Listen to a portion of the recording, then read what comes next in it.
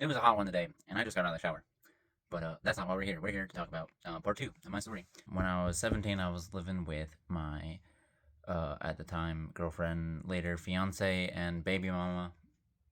But she and her mother were in a Wicca group, specifically Alexandrian. If you know anything about them, they're serious. They're real serious. One day, she decided to perform Reiki on me.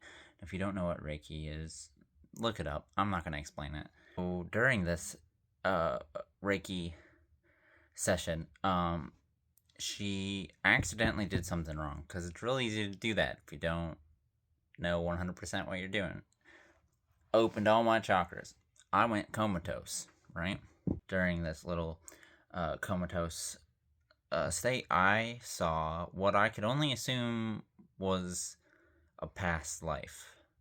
I was being carried on a stone slab through the desert by faceless men. Someone recently told me that, like, oh, they were faceless because you must have been someone important, and so they were peasants, and they don't have faces to you. And I was like, that makes sense.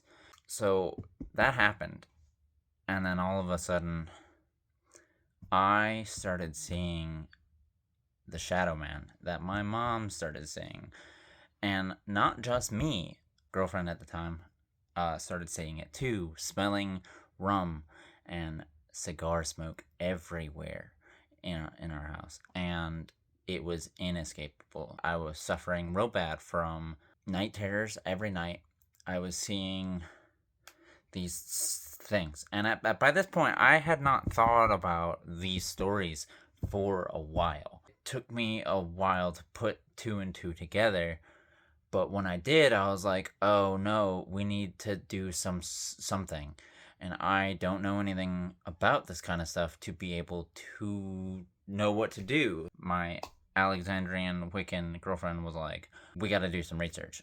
So we started doing some research. One day, like before we got all the research done, I had like a real bad case of sleep paralysis.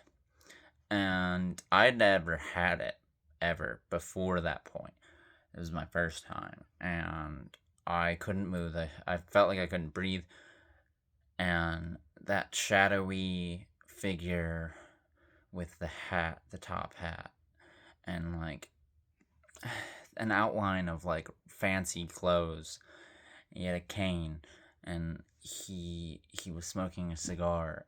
It he was just staring at me, like laughing at me,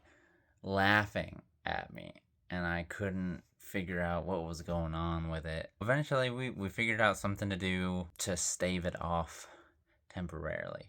Basically, I do a lot of like ritualistic things in my daily life to stave off this thing constantly because I can't afford night terrors. Right now, I have so much going on at any given point, and I can't really afford to have that thing messing around with anything I got going on. Yeah, that's my story.